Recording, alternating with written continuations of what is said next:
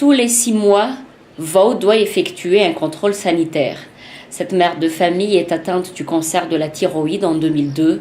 Depuis, elle multiplie les bilans et les examens scintigraphiques. Avant, c'était auprès du laboratoire des radioisotopes qu'elle les effectuait.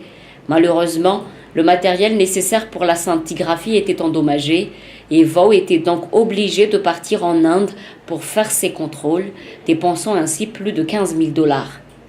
Mais ces soucis se sont dissipés depuis que le service médecine nucléaire auprès de l'hôpital d'Indutapenak dispose en son sein ce gamma caméra scanner qui permet de détecter l'évolution de son cancer.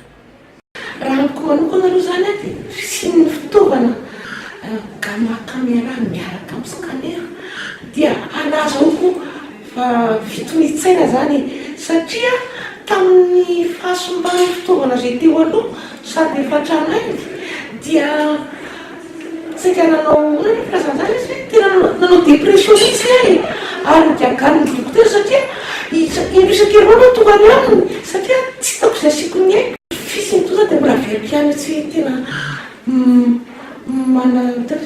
manamaivana ny aretina aloha satria zany voana kansera zany ange tonga dia varontsana daholo ny olona fahitana hoe afaka manaraka afaka ny teo manaraka tsara hoe aiza ho aiza le kansera afahana manomendry fanafody fanarana zay fanafody zay mety atomboa zay mety akilizana zay. Outre le cancer de la thyroïde, ce matériel permet également de détecter les autres cancers qui peuvent apparaître dans le corps humain, facilitant ainsi le traitement de la maladie. Selon les médecins, ce gamma caméra scanner détecte 9 mois avant les matériels à rayon X les symptômes d'un cancer.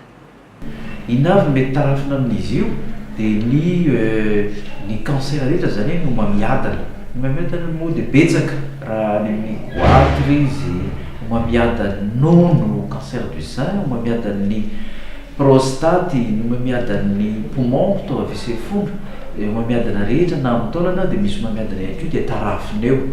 Io fitaovana io irery ihany no afaka mijery anao hatrany etapin-doha ka hatrany am-paladia hoe miparitaka ve le cancer anao sa tsy miparitaka dia io ihany no mijery an'izay. Dia vokatr'izay ny mpitsabo dia moramora azy ny mitsabo anao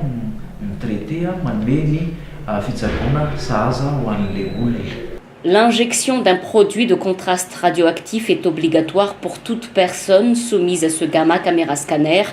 Il s'agit d'un produit importé et qui ne présente aucun danger pour la santé. Toutes les données émanant de ce gamma caméra scanner sont directement envoyées sur cet ordinateur qui les renvoie par la suite à l'ordinateur du docteur Rassat. Ce dernier interprète ainsi les images recueillies. Sur ces clichés, par exemple, les endroits où se logent les cellules cancéreuses sont bien distincts. En ce qui concerne les tarifs, l'examen scintigraphique nécessitant l'utilisation de ce gamma caméra scanner est moins coûteux que celui effectué via un scanner.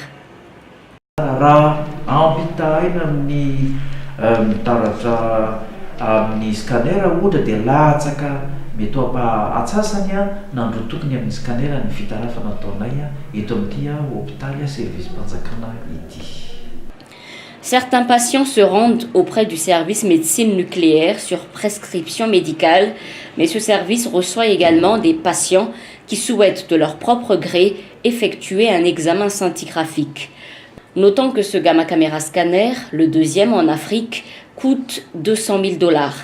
L'hôpital d'Indutapenak a pu acquérir ce matériel grâce à l'appui du Rotary Club Antananarivo.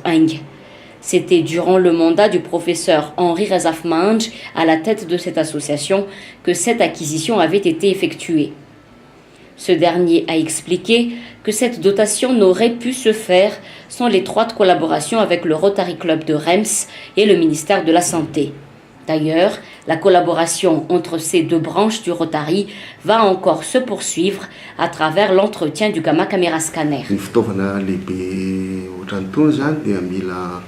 Mila ilay atao hoe entretien mandavatona mihitsy ary fanaraha-maso akaiky satria raha ohatra ka tsisy zavatra dia mety ho simba io fitaovana io ary dia raha mahazavatra zava-poana ihany zany niezaka zay natao ka ny tena fiaramiasa atao hoe mitoy eo anivon'ny rototra zany zao a dia ny famatsinana ny atao hoe kojakoja fanolo amin'io fitaovan'io a fanaraha-maso ny mba iodina vo milalandava ny machine zany fa tsy hoe ohatry ny mahazatra hoe mahazo don dia tonga ray roa volana dia simba dia tsy dia mijanona treo tsy izay le izy a fa miaraka amin'ny rotary koa moa zany ny fiaramiasa miaraka amin'ny rotary dia zavatra maharitra anisan'ny atao hoe critère exigé-ndrareo mihitsy dia ny hoe pérennité an'izay zavatra atao fa tsy hoe zavatra handalo fotsiny.